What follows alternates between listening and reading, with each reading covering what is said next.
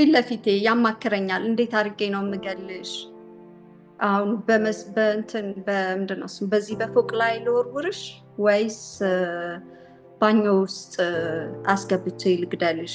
ያበደችው ልጅ እኮ ናት እያሉ በአጠገቤ እየሰማኋቸው ይሄዱ ነበር። በሰው ተስፋ የቆረጥኩበት ዘመን ነበር። ስለ እውነት ከሆነ እናቴን ለመክሰስ አልፈልግም። በእርግጥ ምናልባት ወንድሞቼ ቤተሰቦቼ ሳዩ ሊያዝኑ ይችላሉ፣ ግን ለእኔ ደግሞ ህይወቴ ነው። አልቆዩም። ሲያለቅሱ ነበር። ብዙ ልክ ሀዘንተኛ ነበር የሚመስሉ ሲያለቅሱ ነበር። የሰርጌ ዕለት በጣም እናትየው በጣም ስታለቅስ ነበር። አጠገቤ ቁጭ ብሎ እልፍ በይልኝ አለ። እሺ ብዬ እልፍ ስልለት ልጁን ባልገደል ነው ኖሮ አለ።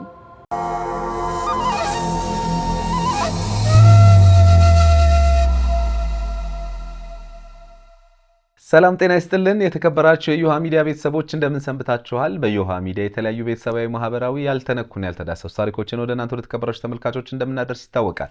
ዛሬም በአንድ ታሪክ ከወደ አውሮፓ ተገናኝተናል።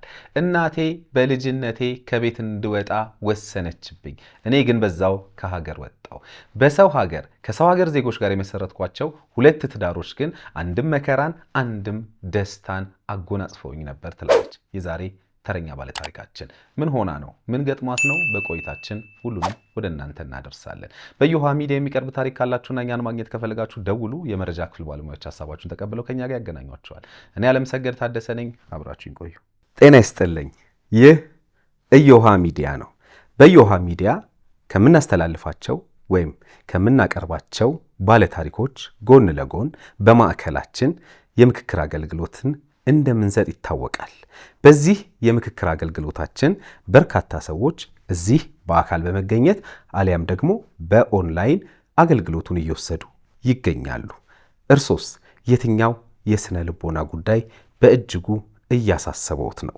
በተለይ በትዳር ውስጥ አብራችሁ እየኖራችሁ አሊያም ረዘም ላለ የፍቅር ግንኙነት ውስጥ ሆናችሁ ግን ልጅ ባለመውለዳችሁ ምክንያት አለመግባባት ውስጥ ካላችሁ ኑ ወደኛ ስትመጡ በአይነቱ ለየት ያለ የግሩፕ ቴራፒን አዘጋጅተናል። በዚህ ጉዳይ ብቻ አይደለም። በትዳር ውስጥ እያላችሁ ወይም ደግሞ በማህበራዊ ህይወታችሁ ላይ በከፍተኛ ደረጃ የምትበሳጩ ሰዎች ካላችሁ አሁንም ወደ ማዕከላችን በመምጣት በአይነቱ የተለየውን የግሩፕ ቴራፒ መቀላቀልና ከዚህ የግሩፕ ቴራፒ ብዙ ነገሮችን ማግኘት እንደምትችሉ ልነግራችሁ ፈልጋለሁ። በልጆች አስተዳደግ ላይ እንደዚሁም ደግሞ በትዳር ውስጥ ስለሚከሰቱ በደሎችም በልዩ ሁኔታ ይህ ስልጠና ይቃኛል። ስለዚህ በትዳር ግንኙነታችሁ ላይ በከፍተኛ ደረጃ በደል እየደረሰባችሁ ያላችሁ ወንዶችም ሴቶችም ልትደውሉልን ትችላላችሁ። በ0928 444 222 ላይ ደውሉና አሁንኑ ተመዝገቡ። እዮሃ ሚዲያ።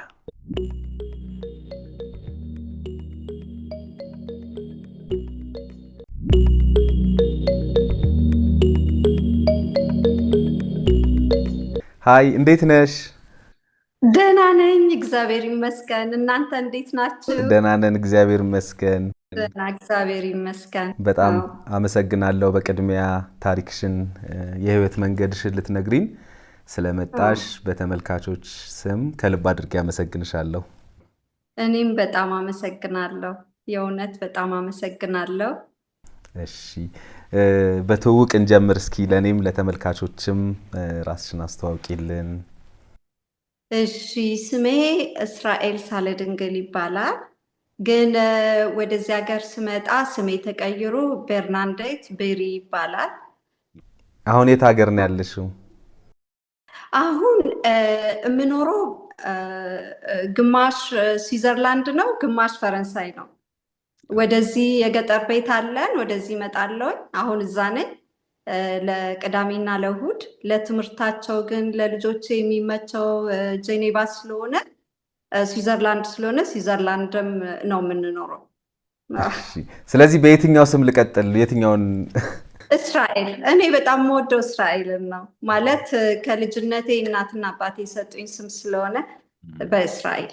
አዎ እሺ በጣም ወደ በኋላ ስለ ስምሽ ትነግሪኝ። ፍጹም የተለየ ስም ስለሆነ የለወጥሽው አዎ ስለሱ አዎ በጣም ታሪኩ ላይ ለምን እንደሆነ ትነግሪኛለሽ። ተመልካቾች ይገባቸዋል ብዬ ገምታለሁ። በጣም ጥሩ። አዎ እሺ እስራኤል፣ ከልጅነትሽ ልጀምር። ኢትዮጵያ ነው ተወልደሽ ያደግሽው አይደል? አዎ አዎ አዎ። እስቲ እሱን ንገሪኝ፣ እሱ ልጅነት አስታውሽኝ። እሺ እኔ የተወለድኩት ሀረር ነው፣ ሀረርጌ እና ያው የሀረር ልጅ ነኝ በግማሹም ቢሆን ምክንያቱም አባቴ ሚሊተሪ ነበር፣ አካዳሚ የጦር አካዳሚ ሀረር። እናቴ ደግሞ የባዮሎጂ አስተማሪ ነበረች እና እዛ ነው የተወለድኩት ሀረር። በሱማሌ ጦርነት ምክንያት አባቴ ሞተ። ከዛ እናቴ ወደ አዲስ አበባ መጣች እና እኛ እዛ የጦር አካዳሚ ውስጥ ነበርን። ምክንያቱም አያቴ የፈረንሳይኛ ፕሮፌሰር ነበር እዛ የጦር አካዳሚ ውስጥ እና እዛ ነበር የሚኖረው። እኛ እዛ መኖር ጀመርን ከትንሹ ወንድሜ ጋር። እናቴ የዛን ሰዓት እርጉዝ ነበረች። ትንሹ ወንድሜን በጣም መጥፎ ሰዓት ነበር ለሷ።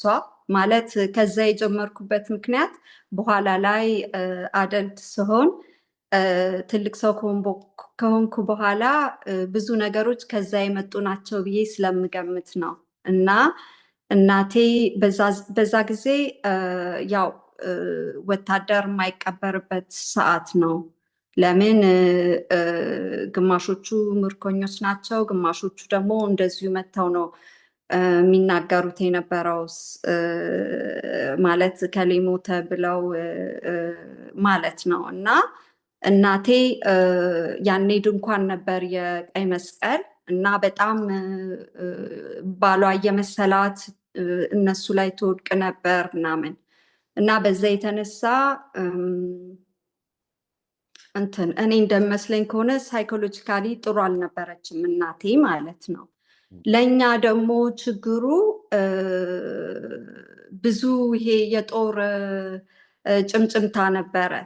ሄሊኮፕተር የሆነ ነገር ይወረውራል፣ ተጠንቀቁ፣ ብዙ ደማቅ ልብስ አትልበሱ ምናምን እየተባለ ማለት ነው። እና ሰው ሁሉ ፍርሃት የወረረው ነው። ማታ ማታ እንደዚህ ተሰብስበን ሻማ ብቻ በርቶ ይጸልያሉ። ሴቶች ብቻ ናቸው በብዛት የነበሩት ቤት ውስጥ፣ ምክንያቱም ያው ባሎች ጦር ሜዳ ስለሄዱ ማለት ነው። እና ያ ሁሉ ነገር በጣም ነው ልቤ ውስጥ እየገባ ያደግኩት። እና ማለት እኛ ሀገር ብዙ ጊዜ ሳይኮሎጂ ችግር አይታወቅም አይደል? እና ማለት ግን ልብ ውስጥ ያ ህፃን ሁሉንም ነገር ስቦ ሀዘንተኛ ሆኖ የሚያድግ አለ። ችግር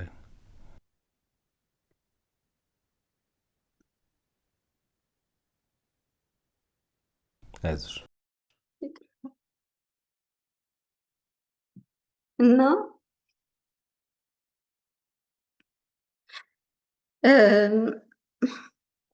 ህፃን ሆነን ምንድነው ስሙ የካቶሊክ ትምህርት ቤት ነበር ሀረር፣ ማልቴዝ ይባላል። እዛ ነበር የምማረው እና እስከ 7 ዓመቴ ከአያቶቼ ጋር ቆየው። እናቴ ያው ወደ አዲስ አበባ ገባች ማለት ነው። ግን ያው እኛን አባንደን ለማድረግ ሳይሆን አንዳንድ ሁኔታዎች ለማስተካከል ማለት ነው። እዛ ስራ ጀመረች፣ ያው አስተማሪነት። ከዛ ወደ አዲስ አበባ ሄድን። ግን በዛ መሀል ችግሩ ምንድን ነው? አሁን ለምሳሌ ምናልባት ቤተሰቦቼ ሰርፕራይዝ ሊሆኑ ይችላሉ ይሄንን እዚህ ላይ መጥቼ ሳወራ፣ እርግጠኛ ነኝ። ምክንያቱም የሚያውቁኝ ከላይ በመሳቅ በመኮመክ ህይወትን ቀለል አድርጎ በማየት ችግሬን በጣም ባለማውራት ነው። እና ግን እኔን ብዙ እንትን ብሎኛል፣ ብዙ ነገር አበላሽቶብኛል። እና ከዛ ወደ አዲስ አበባ ሄድን ከኔ ታናሽ ጋር እናቴ ወሰደችን። አያቶቼ በጣም መልካም ሰዎች ነበሩ። በዚህ አጋጣሚ በጣም ጥሩ ሰዎች ነበሩ።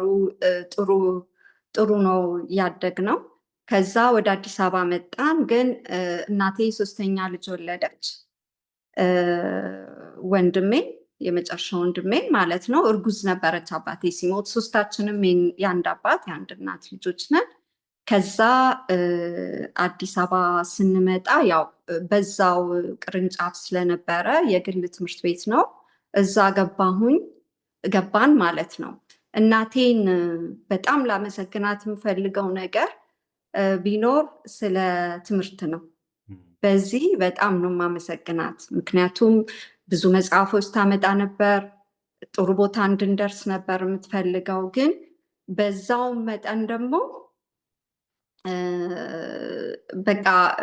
መጠን ደግሞ በሌላ በኩል ትምህርት ብቻ ሳይሆን ሌላ ደግሞ በጣም ብዙ ችግር ነበር ከእናቴ ጋር።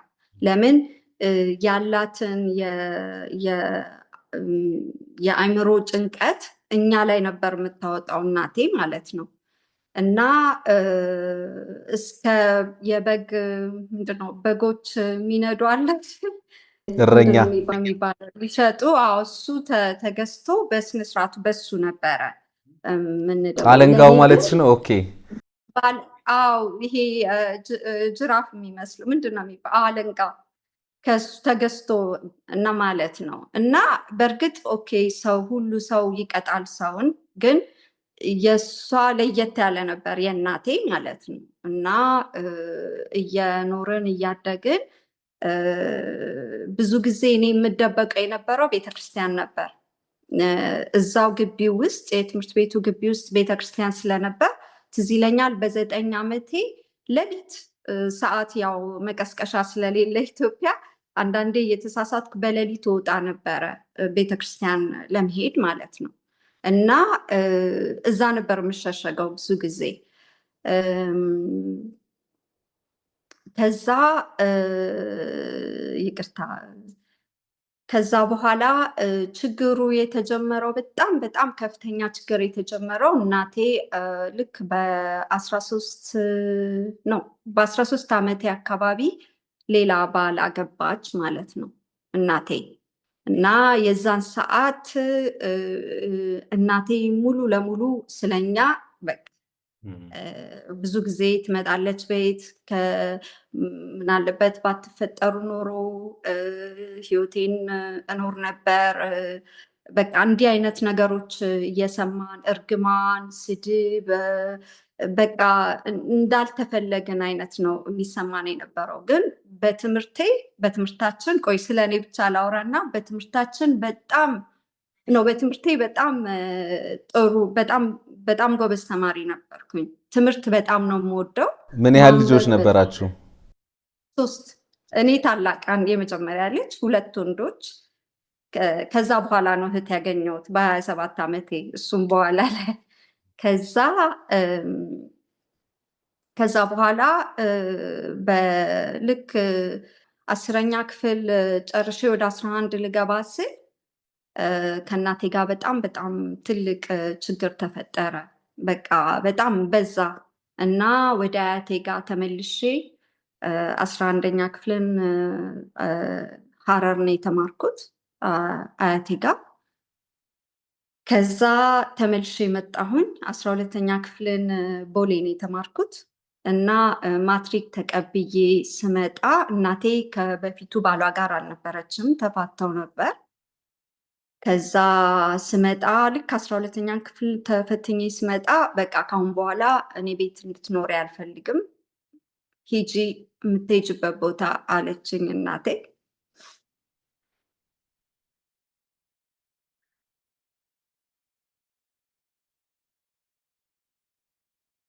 እና እናቴን ለመክሰስ አልፈልግም። በእርግጥ ምናልባት ወንድሞቼ ቤተሰቦቼ ሳዩ ሊያዝኑ ይችላሉ፣ ግን ለእኔ ደግሞ ህይወቴ ነው። ምናልባት ሰውን ሊያስተምር ይችላል፣ እናትና አባቶችንም ሊያስተምር ይችላል። ምክንያቱም አንድ ሰው ልጅ ከወለደ በኋላ እስከ መጨረሻው ማድረስ አለበት ብዬ ነው የምገምተው። በዛውም በኢትዮጵያ ውስጥ ምንም ነገር የማያውቅ ልጅ፣ ቤት ውስጥ ያደገ ልጅ ውጣ ብሎ የት ነው የሚካሄደው? አልተለመደም። ብዙ ጊዜ እንደዚህ አይነት ነገር አልተለመደም። ማለት እንኳን ሴት ልጅ ይቅርና ወንድ ልጅም ኢትዮጵያ ውስጥ ብዙ ጊዜ እንግዲህ አብዛኛው ቤተሰብ አስተዳደግ ላይ በችግርም ቢሆን ያው በረሃብም ቢሆን ብቻ ቤት ውስጥ ባለው ነገር ውስጥ ያው እንዲኖሩ ነው የሚደረገው። ራሳቸው ናቸው ልጆች ሲወጡ የተለመደው አይደለኛ ሀገር።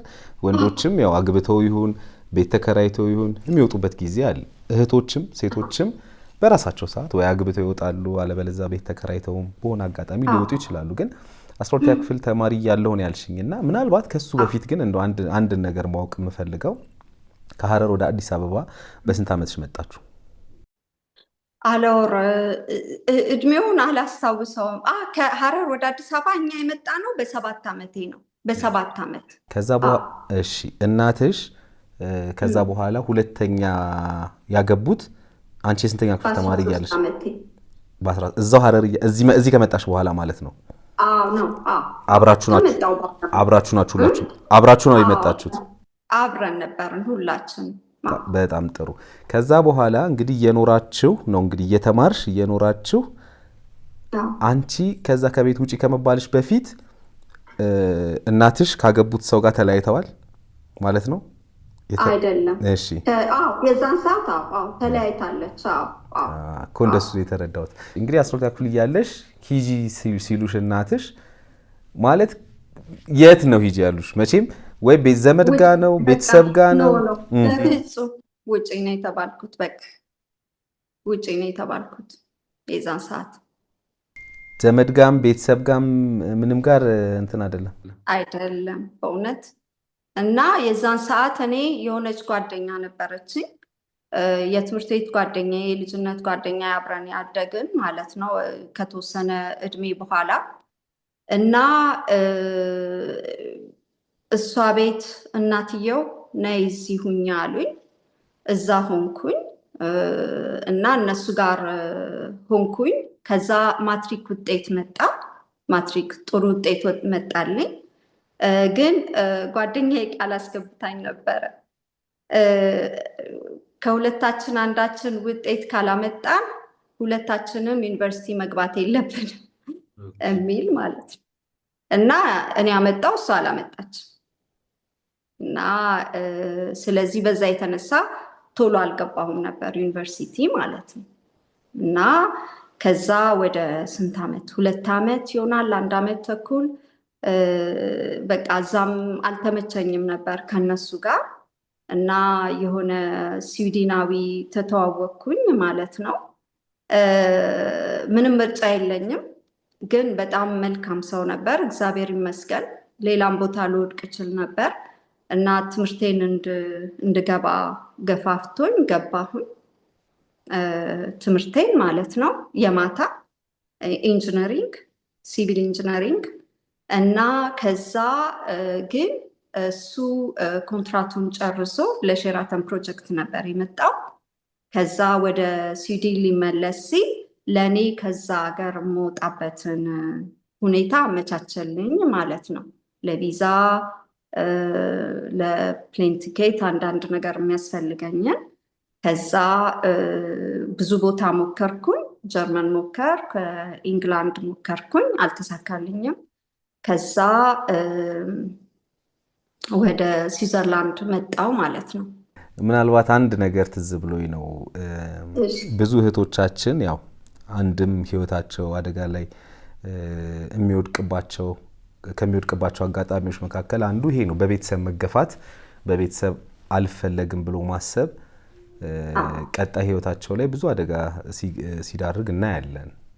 ወደማይፈልጉት ሪሌሽንሺፕ፣ ወደማይፈልጉት ሜሬጅ፣ ያቺ ጊዜያዊ ነገሯን በቃ ሰው አለኝ የሚለውን ስሜት ኦኬ ለካ ወደዳለሁ ማለት ነው፣ ለካ እፈልጋለሁ ማለት ነው ወደሚል ስሜት ስለሚሄዱ ብዙ ጊዜ አደጋ ውስጥ ሲወድቁ እናስተውላለን።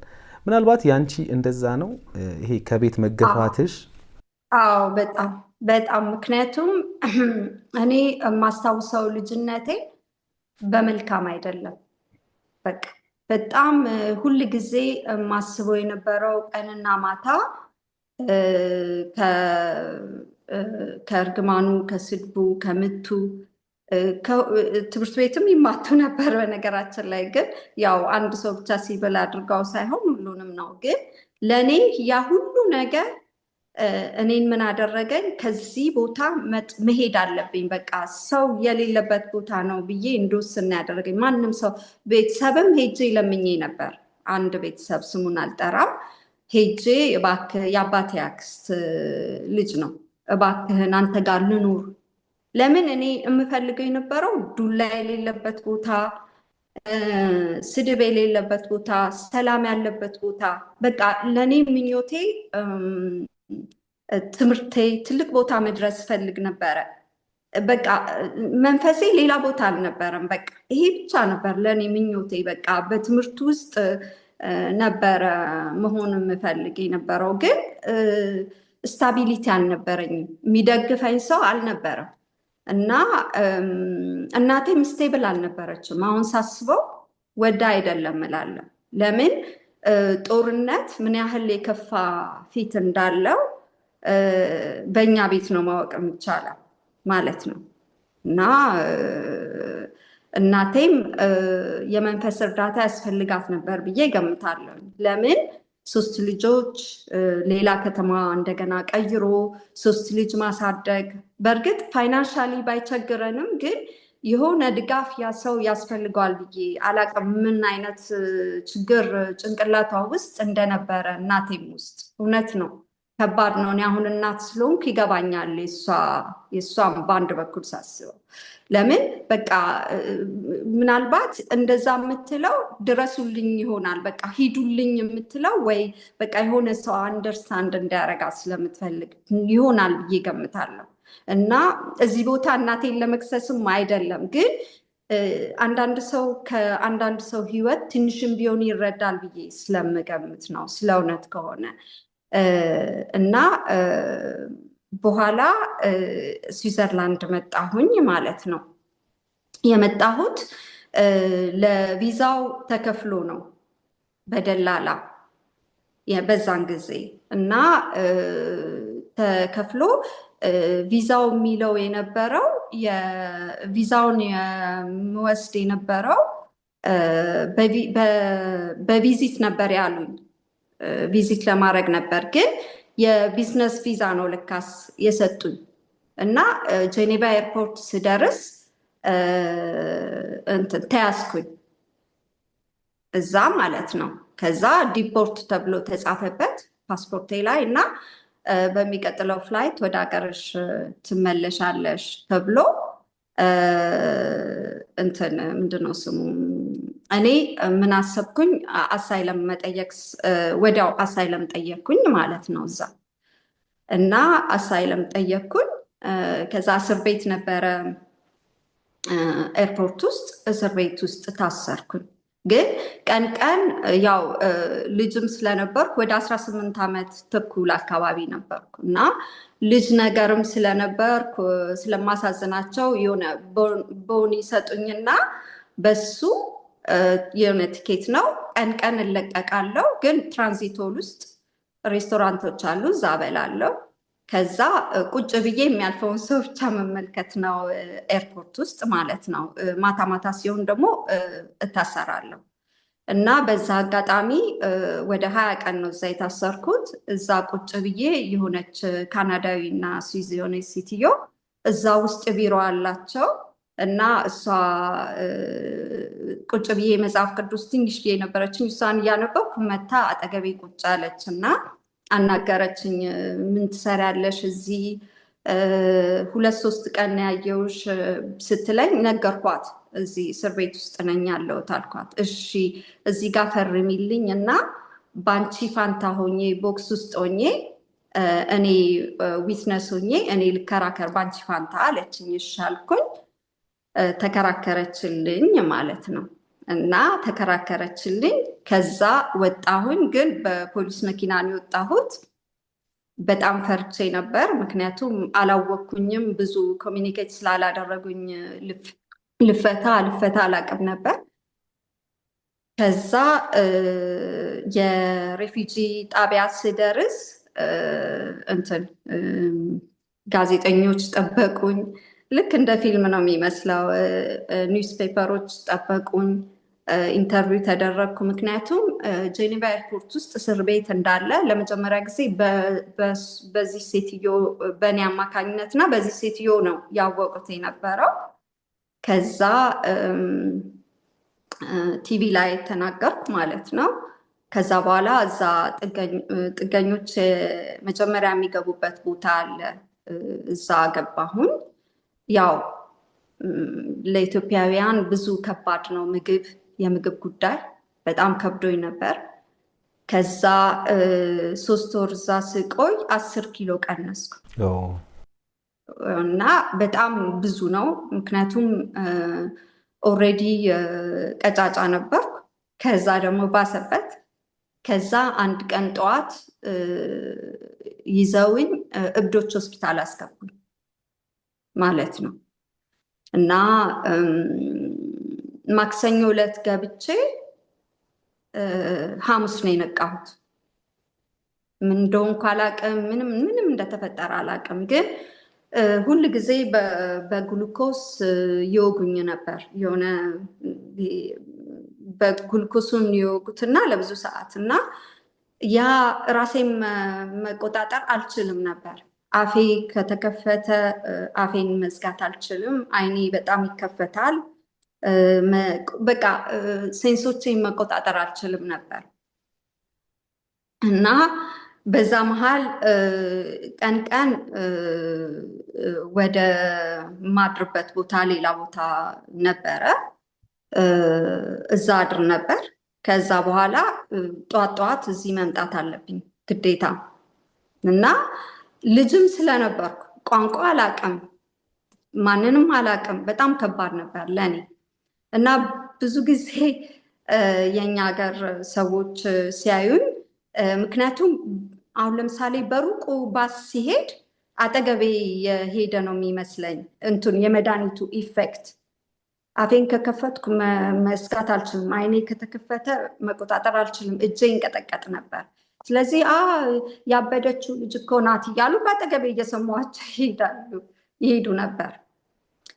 በሰው ተስፋ የቆረጥኩበት ዘመን ነበር ስለ እውነት ከሆነ እና ከዛ የዳይሬክተሩን ቢሮ ገብቼ ቬኖቼ እጄ ቦታ አጣ። በጣም ይሄ እንዳለ በልዞ ነበር ቦታ በቃ እየተወጋው ማለት ነው፣ እየወጉኝ። ከዛ ገብቼ ልጅ አለህ ወይ አልኩት። አዎ ልጅ አለኝ። ያንቺ ኩያ ናት አለ። እና ታዲያ ልጅ ሌላ ሀገር ሄዳ አዝና በሆነ ነገር በቃ አገሯ ስላልሆነ አዳፕት ሳታደርግ ሀዘን ቢደርስባት እንደዚህ ቢያደርጓት ደስ ይልሃል ያልኩት። ከዛ በጣም ተሰማው፣ እንባው መጣ እና ምን እንዳደርግልሽ ትፈልጊያለሽ አለኝ። አይ የምትወጉኝን ባይሆን ተዉትና በኪኒን መልክ ወይ ስጡኝ አልኩት። ከዛ ሻለ ፈቃደኛ ሆነ። በኪኒን መልክ ሲሰጡኝ መጣል ጀመሩ እና ከባድ ነበር። ለምን ኦልሬዲ ሰውነቴ ውስጥ ብዙ ምንድነው መድኃኒቱ ኢፌክት ስለነበረ እንደ እንትን ነው የሚያደርገው፣ እንደ አትክልት ነው የሚያደርገው ማለት ይቻላል። በምን ምክንያት ነው ሕክምናው ልትወስድ የቻልሽው? ማለት ምግቡ ነው አልተስማማኝም ብለሽኝ የነበረው እዚህ እንትን ውስጥ ሲያስገቡ። ምክንያቱም ልክ ስቀንስ ለነሱ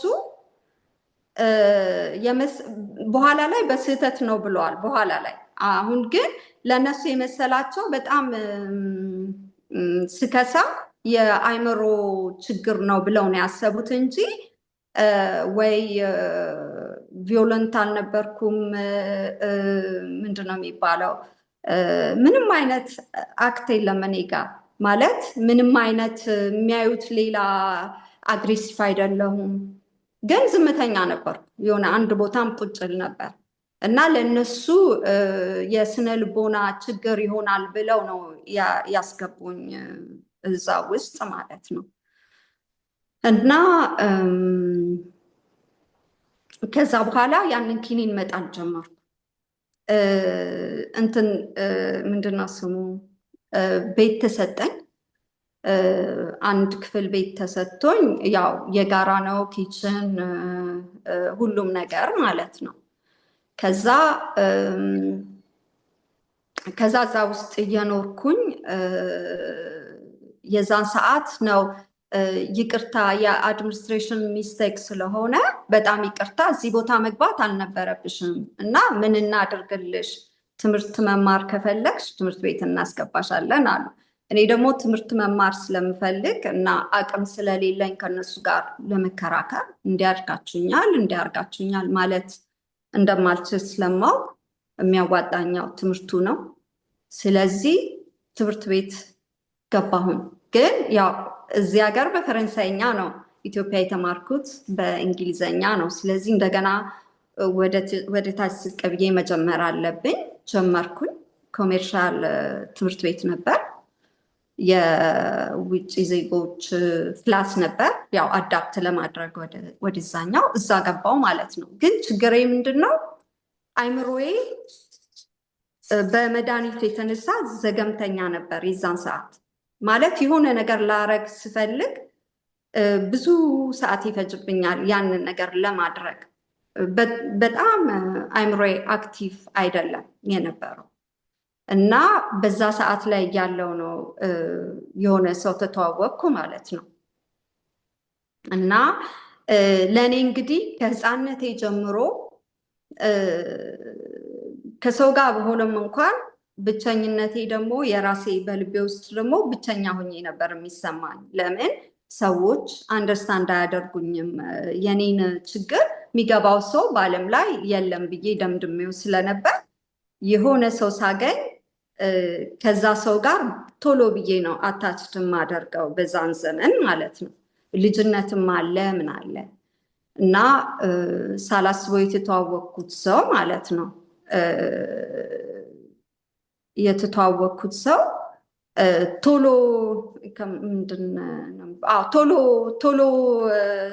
ከኔ ጋር በደንብ አብሮ መሆን ጀመረ። ማለት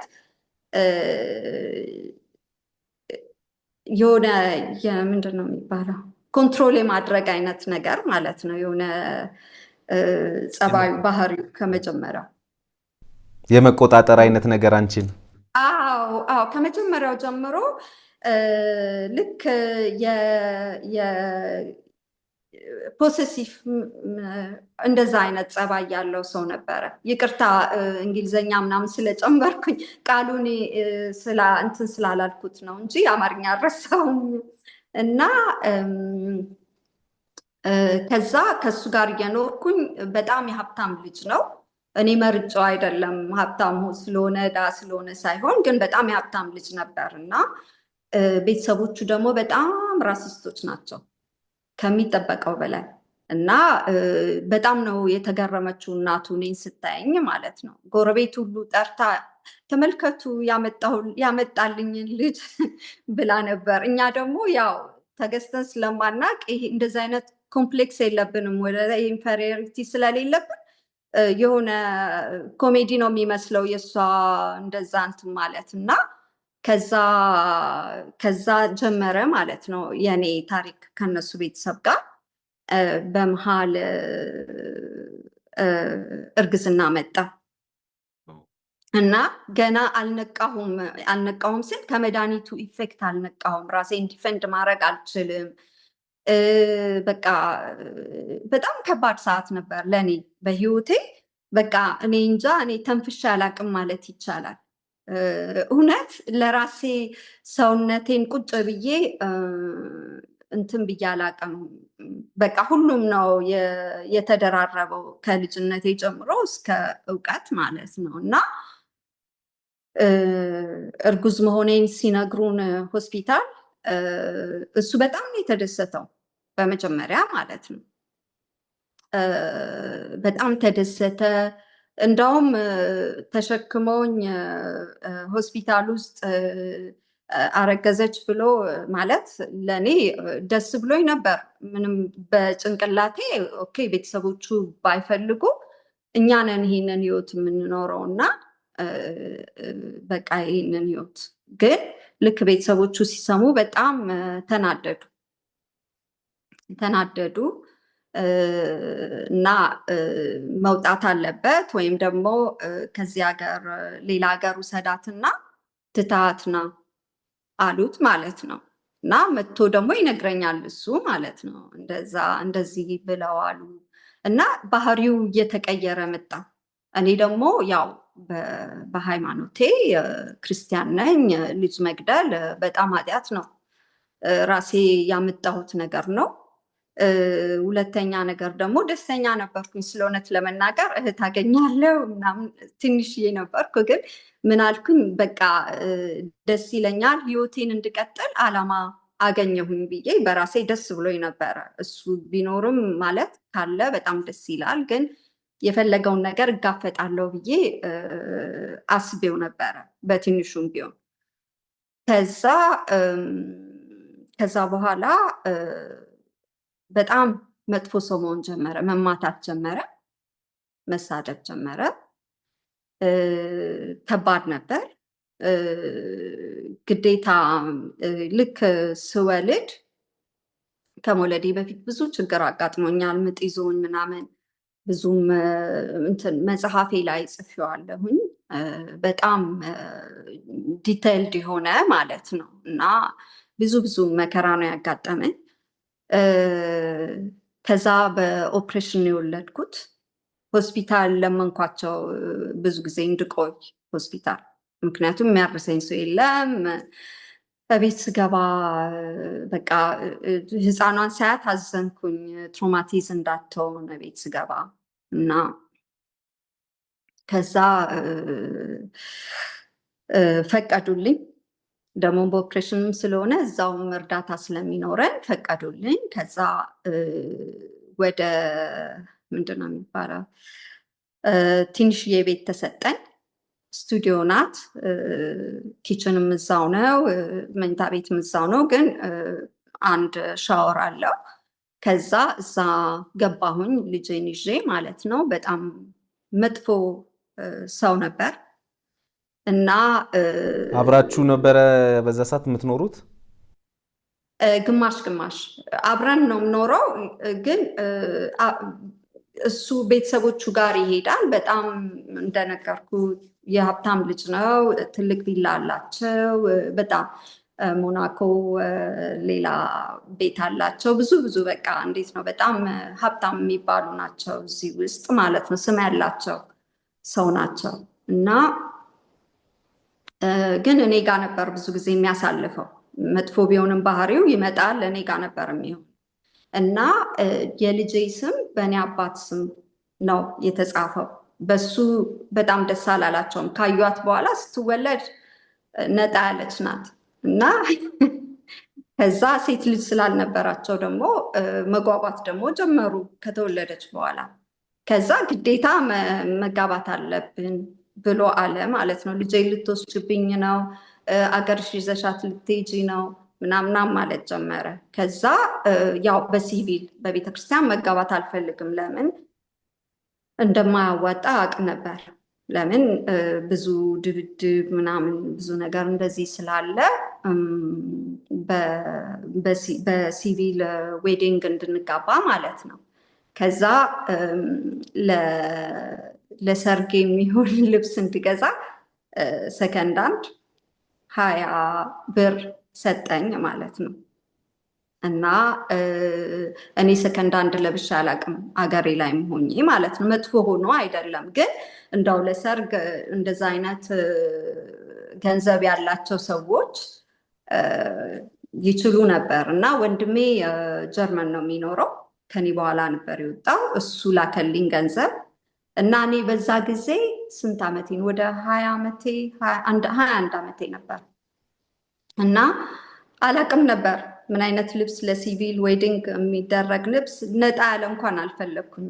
ጥቁርና ትንሽ አበባ ያለው ገዝቼ መጣሁ እና እናትየው ስታየው በጣም ነው የተናደደችው። ይሄ ለእንትን ነው ለምንድን ነው የሚባለው ለሀዘን የሚለበስ ልብስ ነው እና ግን በጣም እንደ ትንቢት ነው፣ እውነት ነው። ማይሆን ማሪጅ ነበረ ከሱ ጋር የነበረው እና ህፃኗ እጄ ላይ ሆና ተጋባን ማለት ነው በሲቪል ዌዲንግ።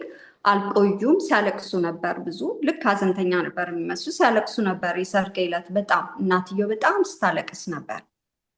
በቃ ልቧ ተሰብሮ ማለት ነው። እና ከዛ አብረን መኖር ጀመርን። ሌላ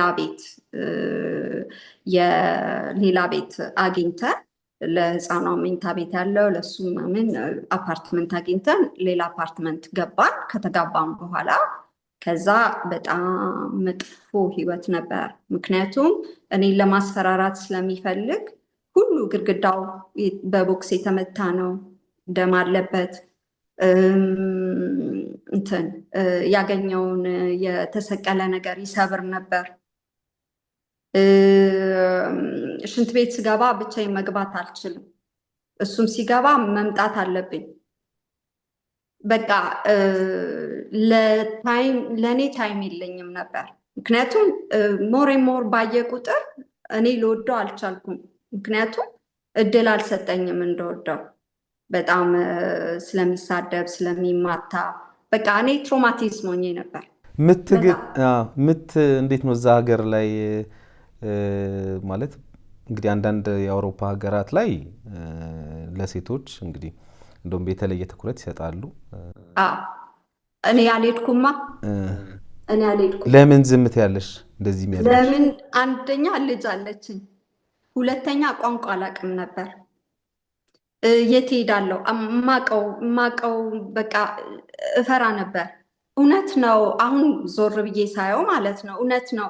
አንድ ሰው በቪዮለንስ ውስጥ በየቀኑ የሚኖር ከሆነ ልክ ፓራላይዝድ ወይም ደግሞ የሆነ የተወጋ ነገር ነው የሚመስለው። በጣም ፈሪ ጭምት፣ ከዛ ውጭ ወጥቶ መኖር የማይችል ነው የሚመስለው። ምክንያቱም እንደዚህ አይነት ሰዎች ምን አይነቶች ናቸው? አራት ቀን መጥፎ ከሆኑ አንድ ቀን ጥሩ ይሆናሉ። የሆነ እንደዚህ በጣም ማኒፑሌት የማድረግ ባህሪ ነበረው እና ለምሳሌ ከሁለት ነገር አንጻር አየዋለሁ እኔ። ምንድን ነው እንዳልሽው አንዳንዴ ያለፈ ፓስት እኛ ያሳለፍነው ነገር በጣም ትራውማታይዝድ ከሆነ እዚህ ጋር ያለው ነገር በቃ ለኛ የሚገባ ነው ብለን ልናስብ እንችላለን። ብዙ ሰዎች ላይ ያለ ነገር ነው።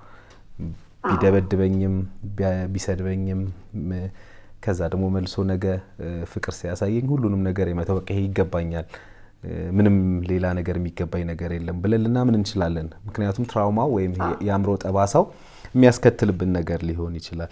ሁለተኛው እንዳልሽው ምናልባት አለማወቅ፣ የሀገሩን ባህል፣ ቋንቋ፣ ህጎችን በደንብ አለመረዳትም ለእንደዚህ አይነት ጉዳት ሊዳርግ ይችላል እንጂ ዝም ብለን ስናስበው መቼም በወሬም እኮ እንሰማለን አይደለ እንዴ? ከውሻ ያነሰ መብት ነው እኮ ወንዶች ያላቸው እስከሚባል ደረጃ ድረስ ነው የምንሰማው በአንዳንድ ሀገራት ላይ አይደለ? ስለዚህ ቀድሞ ለሄደ ሰው ነው ማለት ወደፊት ለሄደ ሰው ነው። ለነገሩ እኔ በመጀመሪያ ደረጃ የመድኃኒቱ ኢፌክት አልለቀቀኝም ነበር። ወደ 2-3 ዓመት ነው የወሰደብኝ። እውነት ነው ከሰውነት ውስጥ አይወጣም። በጣም ከባድ መድኃኒት ነው። ልክ እንደ ሌጊዩም ነው የሚያደርገው። ማለት የእውነተኛ ካራክተራችንን ማንነታችንን ያጠፋል ብዙ ጊዜ። እኔ አንዳንድ ጊዜ ልጆች ሲወስዱ በጣም ብዙ ጊዜ ከሚወስዱ በሌላ በስነ ልቦና እርዳታ በንግግር ይሻላል እንጂ መድኃኒት ሶሉሽን አይደለም ለጭንቅላት ህመም። እኔ በዛም የተነሳ ነው መጽሐፍ የጀመርኩት። ወደ እናንተም ቀድሜ ልመጣ የቻልኩት በመናገር በመጽሐፍ ይወጣል። በእግዚአብሔር ደግሞ ከሁሉም በላይ በእግዚአብሔር ስለ እውነት ከሆነ ያለ እግዚአብሔር እኔ ይሄኔ ተቀብሬ ነበር። እውነት ነው የምለው ሞቼ ነበር። ኢትዮጵያ ያለው ሞቼ ነበር ኦልሬዲ። እና ከዛ በኋላ ትክክል ነሽ። ምናልባት እዚህ ላይ እንደው ትንሽ ነገር ለመጨመር ትክክል እኔ ሁሌ እላለሁ ሰዎች ለእምነታችሁ ቅርብ ሆኑ፣ ጠይቁ፣ ሂዱ ቤተክርስቲያን፣ ሂዱ መስጊድ፣ ጀስት የምታምኑበት ቦታ ሄዳችሁ አንዳንዴ ጥያቄዎችን ጠይቁ፣ ምላሽ ታገኛል። ከምድራዊ ነገር በሆነው ነገር ግን ዓለማዊ በሆነው ነገር ግን ከባለሙያ ጋር መቆየት በጣም በህይወታችን ላይ ትልቅን ለውጥ ያመጣል። ምናልባት መድኃኒት ላልሽው ያው እንደየደረጃው የአእምሮ ህመም ያው ቀላል የአእምሮ ህመም አለ፣ መካከለኛ የአእምሮ ህመም አለ፣ ከባድ የአእምሮ ህመም አለና እንደየደረጃው ስለሆነ ምናልባት ሰዎች እዚህ ጋር አሁን እንደው ከመድኃኒቱ ይልቅ ይሄኛውን ሪኮመንድ ስታደርጊያቸው በሌላ እንዳይመስላቸው መድኃኒት መድኃኒት አባባሌ ለኔ ኬዝ በጣም የምፈልገው የነበረው ለኔ አይነቱ የሚያስፈልገኝ የነበረው አለሁ የሚለኝ ሰው የሚያዳምጥ ችግሬን የሚሰማ አይዞሽ የሚለኝ ሰው ነበር የሚያስፈልገኝ እና ለዛ ነው እንደዛ እሱን እንዲረዱት ነው እንደየደረጃቸው ስለሆነ እሱን እንዲሉት ፈልግ ኢኖስ። እሺ እንቀጥል። ምንም ግን ባይ ዘ ዌይ አንድ ጥያቄ ምናልባት እዚሁ ላይ ላንሳልሽ እና እግረ መንገድ ወደዚህኛው ትመለሽልኛለሽ። እዚህ ያለሽ አንድ አይ ቲንክ ስዊዲሽ አንድ ሰው ታውቄ ነበር ብለሽኝ ነበር። እሱ ነው እንደውም ወደ ውጪ እንደወጣም እድሉን ያመቻቸልኝ እና ሄደው ብለሽ ከዛ በኋላ አልተገናኛችሁም ከሱ ጋር? ተገናኝተናል። አይ ሚን እሱ ጋር ነው የሄድሽው ወይንስ? አይደለም፣ ወደ ስዊዘርላንድ ነው የሄድኩት። እሱ ወደ ሀገሩ ሄደ እና ማለትስ የኔና የሱ ሪሌሽንሽፕ በእርግጥ ሪሌሽንሽፕ ነበረን፣ ግን የእድሜ ደግሞ ልዩነት ብዙ ነበረን። ምክንያቱም እሱ ወደ 34 ዓመቱ ምናምን ነበር፣ እኔ ደግሞ ገና 10 ምናምን ዓመቴ ነበር እና ከሚስቱ ጋር ተለያይተው ነበር፣ ግን አልተፋቱም ነበረ እና ወደ ስዊድን ሊወስደኝ አልቻለም።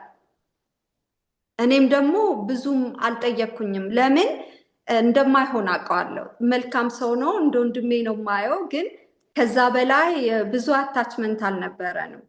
እሱ ሞር በፒቲ ይመስለኛል ሳስበው፣ ግን የወደኝም ነበር። ግን የእድሜያችን ልዩነት ብዙ ገና ህይወት ብዙ የሚጠብቀኝ ልጅ ስለሆንኩኝ እሱ ሞር ለመርዳት ነበር የፈለገው እና ጄኔቫ ያለው በዛ ሰዓት ላይ በሚወጉኝ ሰዓት ላይ አካባቢ ላይ መጥቶ ነበር፣ ላይን መጥቶ ነበር ጄኔቫ። በጣም አዝኖ አልቅሶ ነው የሄደው። ግን ያው በቃ ህይወት ነው። ኦልራይት። እሺ ልጅ ወለድሽ እንግዲህ ከጋብቻ በኋላ አዲስ ኑሮ ተጀመረ። እንዳልሽኝ በጣም ቻሌንጅ ነበረው ማለት ከሱ ባህሪ ከሱ ነገርም አንጻር ማለት ነው። ከዛ ህይወት እንዴት ቀጠለ? እኔ በጣም ወደ ሀገር ቤት መምጣት ፈለግኩኝ፣ ለተወሰነም ጊዜ ቢሆን ማለት ነው። እናቴ ደስተኛ አልነበረችም በስልክ መጀመሪያ ላይ ማለት ልጅ እንደወለድኩኝ ስትሰማ እንዴት ከጋብቻ ውጪ እርጉዝ ትሆኛለሽ ደግሞ ተብዬ ነበረ። ከዛ ኖርማል ነው፣ ባህላችን ነው፣ እውነት ነው፣ ትክክል ናት። ምክንያቱም ከጋብቻ ውጪ በመጀመሪያ ደረጃ አሚን ኖርማሊ ብዙ ነገሮች ማድረግ የለብንም፣ ግን ያው የህይወት መንገድ ነውና ያ ኃጢአት ተፈጠረ ማለት ነው። እና ግን ሞከርኩኝ፣ እንደገና ደወልኩላት ለእናቴ፣ መምጣት ፈልጋለሁ ለእረፍት አልኩኝ። ከዛ ይህንኛው ፈቀደልኝ ማለት ነው የልጄ አባት።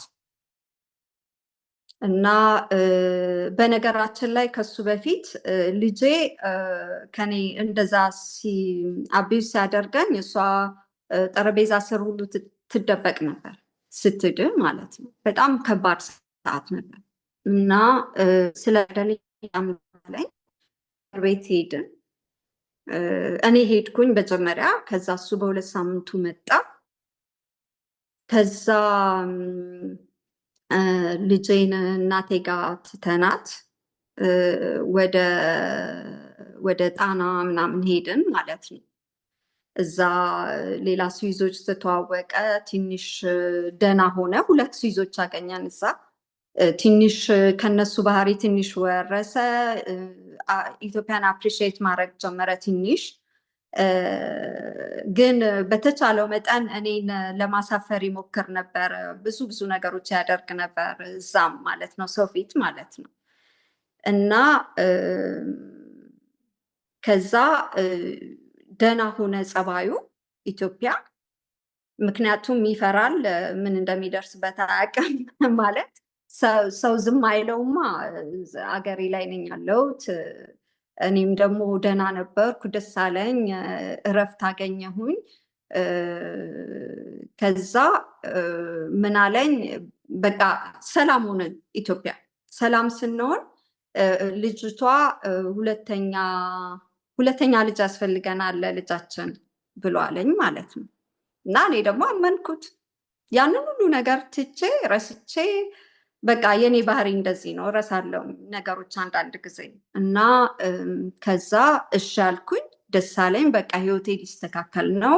እሱም ተጸጽቶ ገብቶታል። ጥሩ አባት ይሆናል። ከሌላ ሰው ጋር ምን አደርጋለሁ? ሰላም ነኝ ከሱ ጋር አልኩኝና አሰብኩኝ ማለት ነው። ከዛ እረፍቱ አለቀ። ወደ ጄኔቫ ተመለስን። ወደ ጄኔቫ ስንመለስ በጣም በጣም ከሚገባው በላይ ደግሞ እንደገና ተለወጠ ማለት ነው። እንደገና እዛ ቤት ውስጥ ስንገባ ተለወጠ። ከዛ እንትን ማለት ጀመረ፣ ካልኩሌት ማድረግ ጀመረ። ፊት ለፊቴ ያማክረኛል። እንዴት አድርጌ ነው የምገልሽ? አሁን በምንድን ነው በዚህ በፎቅ ላይ ልወርውርሽ ወይስ ባኞ ውስጥ አስገብቼ ልግደልሽ? ምክንያቱም እሷ የውጭ ዜጋ ናት እና ኑሮ መሯት ሞተች ይላሉ። እኔን ወንጀለኛ የሚያደርገኝ የለም እያለ እኔን ያማክረኛል። እና በመሀል እንደገና እርጉዝ እንደሆንኩኝ ሰማሁን ማለት ነው። የዚህን ሰዓት እናቱ መጣች። በምንም አይነት ታምር ይሄ ልጅ መወለድ የለበትም አለች። ሁለተኛ ልጅ መወለድ የለበትም አለች። እሱም ጮኸ። በምንም አይነት ታምር ሁለተኛው ልጅ ከተወለደ እኔ ዞር ብዬም አላይሽም፣ ማንም የሚረዳቸው የለም ምናምን አለ። ሆስፒታል ወሰዱኝ። ከዛ እኔ አልፈልግም፣ ያው በሃይማኖቴም ያው በክርስትና ሃይማኖት ክልክል ነው ሕፃን ልጅ መግደል። ሁለተኛ ነገር ያገባው ሰው እስከሆንኩ ድረስ እንትን ማለት አልፈልግም። በሴም ታይም ደግሞ ያለብኝ ትራውማቲዝም አለ፣ ያ ሁሉ የደረሰብኝ ነገር። ሁለተኛ ነገር አሁን እየደረሰብኝ ያለው ነገር በዛ ሰዓት ማለት ነው። ስለዚህ በቃ ሆስፒታል ገባሁኝ። ከዛ ከእንቅልፌ ስነሳ ማለት ነው አጠገቤ ቁጭ ብሎ እልፍ በይልኝ አለ። እሺ ብዬ እልፍ ስለለ ልጁን ባልገደል ነው ኖሮ አለ ሲለኝ በጣም ጮኩ። በቃ ሆስፒታሉን ብጥብጥ ነው ያደረግኩት። ከዛ ጋርዱ መጣ። አልኩ፣ አስወጡልኝ፣ ማየት አልፈልግም አልኩኝ። እዛው ሆስፒታል ውስጥ የሴቶች መብት ተከራካሪዎች አሉ እና እነሱ መጡ። ዳይሬክተሩ ነበር በአጋጣሚ መጣ። ከዛ እኔ ወስድሻለሁ አለ። በቃ አናገረኝ። በቃ እኔ ወስኛለሁ፣ አልፈልግም፣ ካሁን በኋላ እንደዚህ አይነት ሰይጣን ህይወቴ ውስጥ እንዲኖር አልፈልግም። ልጄ እሱ ጋር ስለሆነች ልጄን ብቻ አምጡልኝ፣ ከእሷ ጋር ማለት ልጄን እኔ አባንዶን ማድረግ አልፈልግም አልኩኝ። እሺ አለ። አብረን ሄድን። ከሆስፒታል እንደወጣሁኝ ሰውየው ዳይሬክተሩ እየነዳ ሄድን ልጄን ለማምጣት ስንሄድ ዳይሬክተሩን ሰደበው። ግን ዳይሬክተሩ እንግዲህ እኔ ትሁት ስለሆንኩ ነው ከፖሊስ ጋር ያልመጣሁት፣ ብቻዬን የመጣሁት። ፖሊስ ሊላክ ይቻላል ከፈለግ ካለው ልጅቷን ሰጠው። ከዛ ልብሷን እንፈልጋለን አለ እኔ። ከዛ በቆሻሻ መጣያ ላስቲክ አድርጎ በመስኮት ወረወረው። ከዛ ዳይሬክተሩ በጣም መልካም ሰው ነበር፣ ሰብስቦ ሰጠኝ። ከዛ የሴቶች ምንድነው መከራከሪያ፣ የሴቶች ብቻ አይደለም የወንዶችም አሉ የተጎዱ። እውነቴን ነው የምለው፣ ሴቶችም የሚማቱ አሉ እዛ ውስጥ እኔ ያገኟቸው አሉ፣ ወንዶች የተደበደቡ ማለት ነው። ብቻ በጣም የሰብአዊ እንትኖች ናቸው። እና እዛ ክፍል ሰጡኝ፣ እነሱ ጋር መኖር ጀመርኩኝ። ግን እኔ ቁጭ አላልኩም፣ ወዲያው ቤት መፈለግ ጀመርኩኝ ማለት ነው። ለምን መንግስት እዛ እዚህ ሀገር በጣም መልካም ነው። ይረዳል። የሲንግል እናቶችን በደንብ ነው የሚረዳው። እውነቴን ነው የምለው እና በዚህ በጣም ነው የስዊዘርላንድ መንግስትን የማመሰግነው። ህይወቴን በቃ በጣም ብዙ ነገር ነው ያደረጉልኝ ለእኔ እና ከዛ ልጅቷን እየገፋሁኝ ሁሌ ይፈልግ ነበረ አፓርትመንት ምናምን። ራሴን መቻል በጣም ነው የምፈልገው።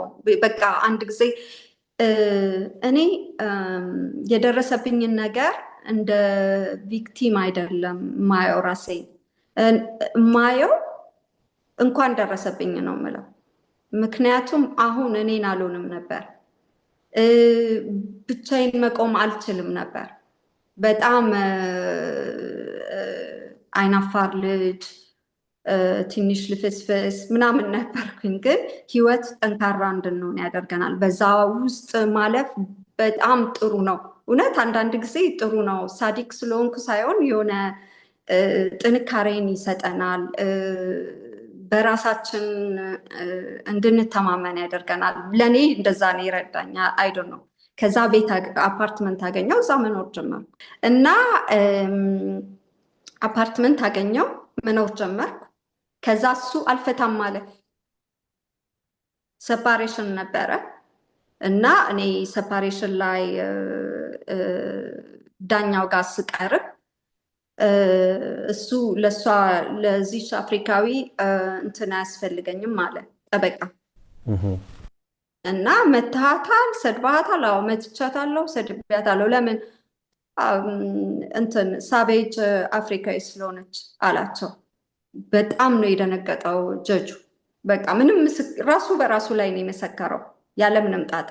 ከዛ የኔን ጠበቃ ጠየቁት። ያው ጠበቃ ስለነበረኝ ጠበቃዬ ነው የሚያወራው ለእኔ።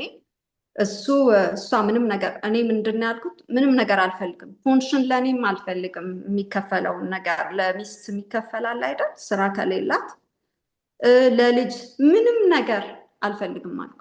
ለምን? እማምነው አምላክ ለእኔ ያለውን ነገር ያደርግልኛል። እጅ እግር አለኝ፣ ሰርቼ መኖር እችላለሁ። በሰው ሀብት አይደለም። ሰው ደግሞ በእኔ ሀብት ነው እዚህ ቦታ ላይ የደረሰችው እንዲለኝም አልፈልግም።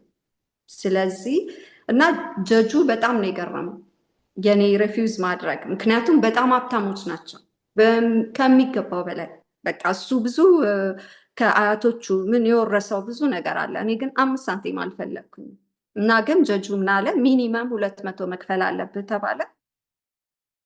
ሚኒመም አትሊስት እንኳ እኔ አልፈልግም ብልም ነው ለልጅቷ ስለሆነ ግዴታ ያ መከፈል አለበት ተባለ።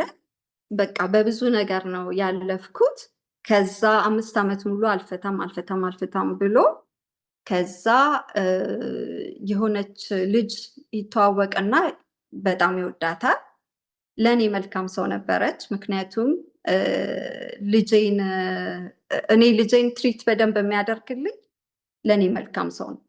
እና እሷ ምን ትለዋለች? እሷን ካልፈታሃት፣ እስራኤልን ካልፈታ ከኔ ጋር አለቃለችው። ከኔ ጋር መቀጠል ከፈለግ ፍቺውን ማጽደቅ አለብህ አለችው። ለእኔ አስባ አይደለም፣ ምን እንዳሰበች አላውቅም። ነጭ ናት፣ የዚህ ሀገር ሰው ናት። ከዛ ልክ ዓርብ ዕለታ ደረሰኝ። ቶሎ ብዬ ነው የፈረምኩት። ምክንያቱም ለክፋት ሳይሆን አንድ ሰው በቃ የራሱን ደግሞ መንገድ መጀመር አለበት፣ ካልሆነ ሌላው ማለት ነው። እና በዚህ አጋጣሚ ለልጄ በተቻለኝ መጠን በቃ በህይወቴ ዘመን የውሸት ሰው የሆንኩት ለልጄ ብቻ ነው። ለምን? ማሳያት ፊት ሁል ጊዜ መልካም ሳቂታ ምን ነበረ? ለምን? እኔ በልጅነት ያሳለፍኩት ነገር አንድም ነገር ልጄ ላይ እንዲደርስባት አልፈልግም ነበር እና እሰራ ነበር። እንግሊዘኛ ስለምችል ያው ጥሩ ትምህርት ቤት ነው የተማርኩት የነበረው። አሜሪካን ኤክስፕረስ አገኘው ስራ፣ እዛ ሰራ ነበር ኤርፖርት ውስጥ። እንደገና በቃ ልጄን በደንብ ነበር ቴከር ማድረጋት። ስለ አባቷ መጥፎ ነገር አላወራላትም ነበር። በዚህ ዛሬ በጣም ደስተኛ ነው። ለምን? አይምሮዋን ጠብቄላታለሁ። ስለሷ በተቻለ መጠን እንደውም ያደረጋቸውን ነገሮች ፊት ለፊቷ እሷ 2 ዓመት ተኩል ሆኖ ነው የተለያየ ነው ከአባቷ ጋር። ግን በተቻለ መጠን ለሷ ይሄ የእናትና አባትሽ ስላልተስማሙ ብቻ ነው እንጂ የተለያዩት እኔም እሱም በጣም ነው የምንወድሽ እያልኩ ነው ያሳደግኳት። ስለ እውነት ለልጄ ረድቷታል። ለምን ስነ ልቦናዋን ጠብቆላታል። ብዙ ጊዜ አለ ቸግሮን መንግስት ቢረዳኝም ግን ውድ ነው የቤት ክራይ። የመንግስት አልነበረም እንትኑ ቤቱ አፓርትመንቱ። ስለዚህ የመንግስት ስላልነበረ እኔ ነበርኩ የምከፍለው ገንዘብ። ልክ ስራ ስንጀምር ራሳችንን የምንችለው ስራ ስንጀምር ራሳችንን የምንከፍለው የቤትም ሆነ የኢንሹራንስ በጣም ውድ ነው። ጄኔቫ በጣም ውድ ነው እና አንዳንድ ጊዜ ለቤቢሲተር ስራ ከሰራን ቤቢሲተር የሚያስፈልገናል እና ያ አንድ ላይ ተደምሮ ማለት ነው። አንዳንድ ጊዜ የምግብ ቦታ ላይ ሄጄ እሰለፍ ነበር እና 3-4 ቀን የቀራቸው ኤክስፓየርድ ሊሆኑ ያሉ ምግቦች ሄጄ አመጣ ነበር እዛ። ግን አሜሪካን ኤክስፕረስ ነው የምሰራው ግን አይበቃም ገንዘቡ። ግን ለልጄ ግን ያንን አላሳያትም። ምንም ነገር አይጎድልባትም፣ ልብስም ምንም ነገር አይጎልባትም። ግን ይሄንን በቃ እንደዛ እያደረግኩ ነበር ምኖረው በዛን ጊዜ ማለት ነው። እና በዚህ አጋጣሚ ልጅቷ ፈረመችለት። ፍቺው ልክ ነው። ልጅቷ እንትን አለችው፣ ፈርም አለችው። ልክ ሲደርሰኝ ፈረምኩኝ። ተላከ፣ ጸደቅ። ሲጸድቅ ምክንያቱም ሞመንት ልክ እንደፈረምኩኝ ነው የሚጸድቀው። እሱ የእሱ ፍቃድ ስለነበረበት እና አርብ ፈርሜ ሰኞ በር ላይ መጥቶ ተንበረከከ። ምክንያቱም ቻው አለችው ከፈረመ በኋላ። ልጅቷ ለምን እንደሆነ አላውቅም አባረረችው እና መጥቶ ለመጀመሪያ ጊዜ ይቅርታ የጠየቀው የዛን ሰዓት ነው። ተንበርክኮ ጠየቀ። የዛን ሰዓት ደግሞ ከዛ ከአሜሪካን ኤክስፕረስ ለቅቄ ማለት ነው። በመሀል አልሰራም ነበረ፣ ምክንያቱም አላዋጣኝም። ልጄን ማሳደግ እና ልጄን አላያትም። የቤቢሲተር እከፍላለሁ። በቃ በጣም ከባድ ነበር ህይወት። በዛ ላይ ጭንቅላቴን አልታከምኩትም ገና። የሆነ ፍርሃትም አለብኝ አንዳንድ ቦታ ላይ ከባድ ነበር እና እናትና አባት የለኝም የሚረዳኝ እዚህ ሀገር ከባድ ነው እና ልጄን አቆምኩኝ ለተወሰነ ጊዜ። ከዛ ደግሞ እንደገና ኃይሌን ሰብስቤ ደግሞ እንትን እሰራ ነበር ጄኔቫ ዌልካም ሴንተር እና የኢንተርናሽናሎች ሲመጡ እነሱን መቀበል፣ ማስተናገድ፣ ሪሰፕሽን ላይ መስራት፣ እንደዚህ ነበረ ስራዬ እዛ ማለት ነው። ቪላ ፓስቶራል ይባላል። ብዙ አክቲቪቲ የሚካሄድበት ቦታ ነው። ጥሩ እድል ነበረ። እዛ ሰራ ነበር። እዛ እየሰራሁኝ እሱ መጣ፣ ተንበረከከ። ሌላ ቤት አግኝቼ ነበር ለልጅም መኝታ ቤት ያለው። በቃ ደስተኛ ነበርኩኝ እና እሱ መጣ፣ ተንበረከከ፣ ይቅርታ ጠየቀን።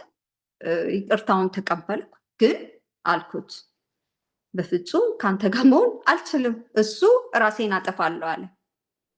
ራሴን አጠፋለሁ፣ ተመልሰሽ አብረን አሁኑኑ ሄደን እንጋባ አለ እንደገና። እና ነው እኔ አልኩት ሁለታችን የተለያየን ሰዎች ነን፣ የልጅ አባት ነህ፣ አከብርሃለሁ። ግን ከአንተ ጋር በመጀመሪያውንም ሚስቴክ ነበር፣ አሁን ደግሞ አይሆንም። ግን ሳየው መንፈሱ ራሱን የሚያጠፋ ይመስል ነበር። ስለ እውነት ከሆነ ምን አልኩት፣ እና ቤቴ ግባ፣ ሳሎን መተኛት ትችላለህ መንፈስ እስኪረጋጋ ድረስ፣ ግን መኝታ ቤቴ ድርሽ እንዳትል፣ ልጄንም ተስፋ እንዳትሰጣት፣ ተመልሼ መጣው ከእናትሽ ጋር ሆንኩ ብለህ አልኩት። እሺ ያለ ተስማማ። ከዛ እስከሚያገግም ድረስ ማለት የስነ ልቦና ችግር ምን እንደሆነ ስለማውቅ እኔ ብዙ ለሰዎች የማይታየው ነገር ነው ለእኔ የሚታየኝ ሰው ፊት ላይ። ስለዚህ ሳሎን መተኛት ጀመረ። ጠዋት እየተነሳ ማልቀስ ጀመረ። ይሄ ለማኒፕሌት ለማድረግ ነው ሰው። ከዛ አስጠነቀቅኩት። ከአሁን በኋላ ጧት እየተነሳ ልጄንም እኔንም የምትረብሽ ከሆነ ወደ ቤት ትሄዳለህ አልኩት። ከዛ ሚስት መፈለግ ጀመርኩኝ ከሱ ጋር ላፈላልክለት ኢንተርኔት ላይ እና